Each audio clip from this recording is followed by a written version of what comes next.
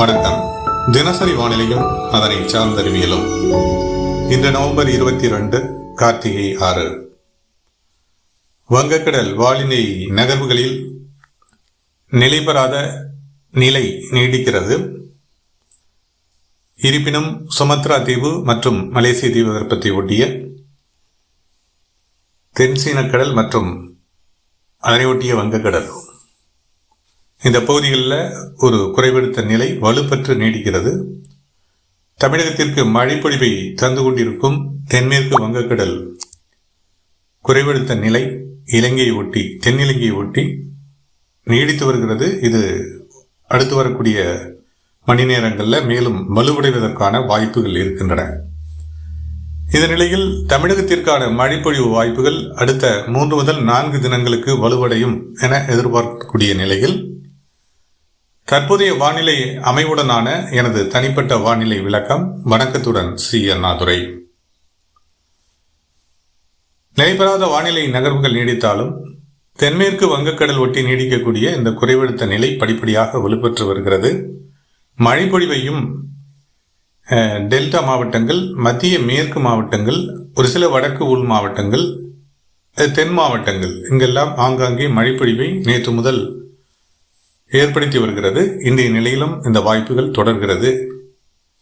எங்கெல்லாம் இன்று கனமழைக்கான வாய்ப்புகள் இருக்கும் என பார்க்கும்போது டெல்டா மாவட்டங்களில் நாகப்பட்டினம், திருவாரூர் இந்த மாவட்டங்களில் சற்று வலுவான மழைப்பொழிவிற்கு இன்று நாள் முழுவதுமே சற்றே இடைவெளிகளுடன் நீடிக்க வாய்ப்பு இருக்கின்றன. அதே போல தென் கடைக்கோடி மாவட்டங்களில் குமரி, நெல்லை, தூத்துக்குடி,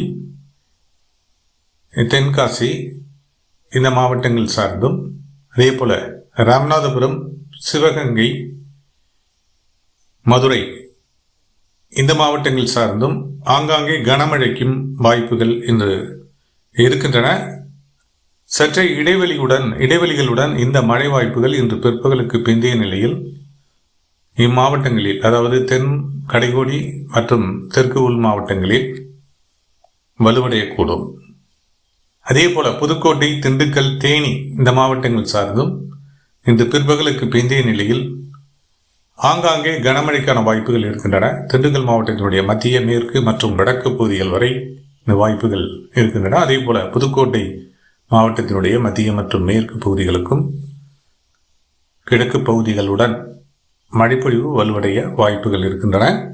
தேனி மாவட்டத்திலும் அநேக இடங்களில் இன்றைய நிலையில் மழைக்கான வாய்ப்புகள் இருக்கின்றன. மதுரை மாவட்டத்திலும் பரவலான மழைப்பொழிவிற்கு இன்று வாய்ப்புகள் உள்ளன.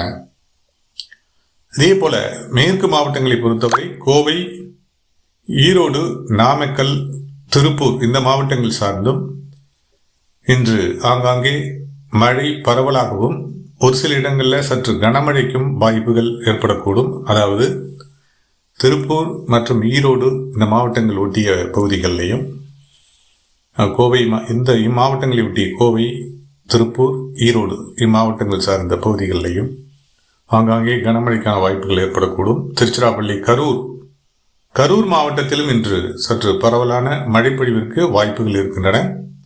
ஒரு சில இடங்களில் கரூர், திருச்சிராப்பள்ளி மாவட்டங்களில் கனமழைக்கு வாய்ப்புகள் ஏற்படக்கூடும். தஞ்சாவூர் மாவட்டத்திலும் இன்று ஆங்காங்கே பரவலான மழைப்பொழிவிற்கும் ஒரு சில இடங்களில் கனமழை பொழிவிற்கும் வாய்ப்புகள் ஏற்படலாம். பெரம்பலூர், அரியலூர் மாவட்டங்கள் சார்ந்தும் மழை பரவலுக்கு இன்று பிற்பகலுக்கு பிந்தைய நிலையில் வாய்ப்புகள் ஏற்படக்கூடும். கள்ளக்குறிச்சி, திருவண்ணாமலை, காஞ்சிபுரம் இந்த மாவட்டங்கள் வரை மழை பரவல் வலுவடையும். சேலம் மாவட்டத்திலும் இன்றைய நிலையில் இன்று முற்பகல் வாக்கிலேயே ஆங்காங்கே மழைக்கான வாய்ப்புகள் இருக்கின்றன. டெல்டா மாவட்டங்களை பொறுத்தவரை நாகப்பட்டினம், திருவாரூர் இந்த மாவட்டங்களில் சற்று பரவலான மழைப்பொழிவிற்கும் பிற்பகலுக்கு பிந்தைய நிலையில் மயிலாடுதுறை மாவட்டத்திலும் மழைப்பொழிவு பரவலடையவும் கடலோர பகுதிகளில் கனமழைக்கும் வாய்ப்புகள் இருக்கின்றன. மயிலாடுதுறை மாவட்டத்தில் அதே போல காரைக்கால் பகுதிகளிலும் இன்று கனமழைக்கான வாய்ப்புகள் இருக்கின்றன. கடலூர், விழுப்புரம், செங்கல்பட்டு வரை கடலோர பகுதிகளில் இன்று ஆங்காங்கே மழைக்கான வாய்ப்புகள் பரவலாக கூடும். பாண்டிச்சேரி பகுதிகளிலும் சென்னை, திருவள்ளூர் மாவட்டங்களை பொறுத்தவரை ஒரு சில இடங்களில் கடலோர பகுதிகளில் மழை பரவலுக்கு வாய்ப்புகள் இருக்கின்றன. இன்று பிற்பகலுக்கு பிந்தைய நிலையில் வலுவான மழைப்பொழிவிற்கு இன்று சென்னை மற்றும் திருவள்ளூர் இந்த மாவட்டங்களினுடைய உள்பகுதிகளில் வாய்ப்புகள் குறைவு. இருப்பினும் ஆங்காங்கே ஒரு இடங்களில் மழைக்கான வாய்ப்புகள் ஏற்படக்கூடும். இது இன்றைய நிலையிலான மழை வாய்ப்புகளாக நாம் இன்றைய வானிலை அமைப்புடன் எதிர்பார்க்கின்றோம். நாளை மற்றும் நாளை மறுநாள் 23, 24 இந்த தேதிகளில் தென்மேற்கு வங்கக்கடல் குறைவழுத்த நிலை வலுப்பெற்று ஒரு குறைந்த காற்றழுத்த தாழ்வு பகுதியாக வலுப்பெறுவதற்கான வாய்ப்புகளும் இருக்கின்றன. அந்த நிலையில் குறைந்த காற்றழுத்த தாழ்வு பகுதியாக வலுவடையக்கூடிய நிலையில் சுழற்சி வலுவடைந்து கடலோர டெல்டா மாவட்டங்கள், தென் கடலோர மாவட்டங்கள், தென் கடைக்கோடி மாவட்டங்கள், தெற்கு உள் மாவட்டங்கள், மேற்கு மத்திய மாவட்டங்களில் பரவலான மழைப்பொழிவை நீடிக்கக்கூடும். கடலோர பகுதிகளில் கனமழைக்கான வாய்ப்புகள் தொடரக்கூடும். தெற்கு உள் மாவட்டங்களிலும் ஆங்காங்கே கனமழைக்கான வாய்ப்புகளும், தென் கடைக்கோடி மாவட்டங்களிலேயும் கனமழைக்கான வாய்ப்புகள் பரவலாகவும் வாய்ப்புகள் இருக்கின்றன. அதே போல ஒரு சில மேற்கு மாவட்டங்களிலும் கோவை, திருப்பூர், ஈரோடு, நாமக்கல், திருச்சிராப்பள்ளி, கரூர் இந்த மாவட்டங்கள் சார்ந்தும் ஆங்காங்கே கனமழைக்கான வாய்ப்புகள் இந்த 2 தினங்களில் இருக்கின்றன. சேலம், தருமபுரி இந்த மாவட்டங்கள் வரை மழை பரவலாக அடுத்த 2 தினங்களில் வாய்ப்புகள் இருக்கின்றன. கிருஷ்ணகிரி மாவட்டத்திலும் ஓரிரு இடங்களில் லேசான மிதமான மழைப்பொழிவு அவ்வப்போது ஏற்பட வாய்ப்புகள் ஏற்படக்கூடும். வடகடலோர மாவட்டங்களை பொறுத்தவரை சென்னை, திருவள்ளூர், காஞ்சிபுரம், செங்கல்பட்டு, விழுப்புரம் இந்த மாவட்டங்களில் ஆங்காங்கே மழைப்பொழிவு என்ற வகையில் அடுத்த 2 தினங்களில் வாய்ப்புகள் இருக்கின்றன. கடலூர், கள்ளக்குறிச்சி இந்த மாவட்டங்களில் சற்றே இடைவெளிகளுடன் மழைப்பொழிவிற்கான வாய்ப்புகள் அடுத்த 2 தினங்களில் வலுவடையக்கூடும். கள்ளக்குறிச்சி, கடலூர், விழுப்புரம், பாண்டிச்சேரி பகுதிகள் இங்கெல்லாம். டெல்டா மாவட்டங்களை பொறுத்தவரை 24, 25 வரை தொடர் மழைக்கான வாய்ப்புகள் சற்றே இடைவெளிகளுடன் அவ்வப்போது இடைவெளி ஏற்பட மழை மேகங்கள் மீண்டும் மீண்டும் வலுப்பெற்று கனமழை பொழிவை ஏற்படுத்தக்கூடும் அடுத்த 2 முதல் 3 தினங்களில். இந்த நிலையில் நாம் வரக்கூடிய 24, 25 வரை கூட இந்த மழை வாய்ப்புகளை தென்மேற்கு வங்கக்கடல் குறைந்த காற்றழுத்த தாழ்வு நிலை அதன் மூலமாக எதிர்பார்க்கின்றோம். வலுவடைவதை பொறுத்து மழை பொழிவினுடைய தீவிரம் வலுவடையக்கூடும். அதே நேரத்தில் பரவல் குறையக்கூடும். வலுவடைந்தால் தென்மேற்கு வங்கக்கடல் நிகழ்வு வலுவடைந்தால் அது தென் மாவட்டங்கள் மற்றும் டெல்டா மாவட்டங்கள், மத்திய மேற்கு மாவட்டங்களுக்கான மழைப்பொழிவு வாய்ப்புகளாக இருக்கக்கூடும்.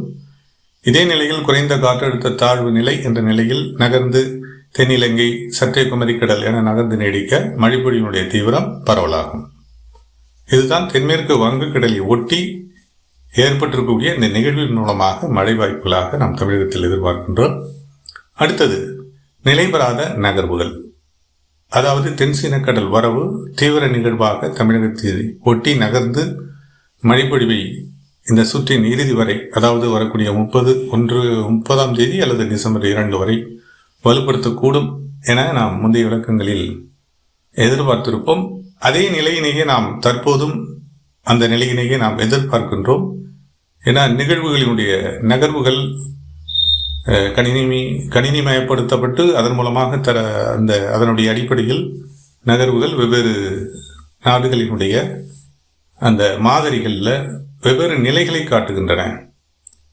இதுக்கு காரணமானது தென்கிழக்கு இந்திய பெருங்கடல் அந்த பகுதியில் இருந்து காற்றை பங்கிடக்கூடிய நிலை, மேலும் தென்சீனக்கடல் மற்றும் அதனை பிலிப்பைன்ஸ் கடல் பகுதியில் நீடிக்கக்கூடிய மற்றொரு வலுவடையக்கூடிய நிகழ்வு, இதெல்லாம் வடகிழக்கு காற்றை தடைப்படுத்தி தற்போது தென்சீனக்கடல் நிகழ்வு வங்கக்கடலில் வலுவடைந்து நுழைவதில் தாமதப்படுத்தி வருகிறது. இந்த தாமதத்தின் விளைவாக தென்மேற்கு வங்கக்கடல் நிகழ்வானது வலுப்பெற்று வருகிறது. எனவே இந்த 2 நிகழ்வுகளும் ஒன்றிணையக்கூடிய அமைவை பொறுத்து வரக்கூடிய 26, 27 தேதிகளில் உறுதியான அந்த நிகழ்வினுடைய வரவுகள் அந்த அமையக்கூடிய நிலையில வலுவடையக்கூடிய நிகழ்வினுடைய நகர்வுகள் உறுதியாகும் என எதிர்பார்க்கலாம். மற்றபடி தற்போதே இந்த நிகழ்வானது ஒரு தீவிர நிகழ்வாக ஒரு தீவிர புயலாக அது வடக்கு நோக்கி சென்றுவிட வாய்ப்புகள் குறைவு.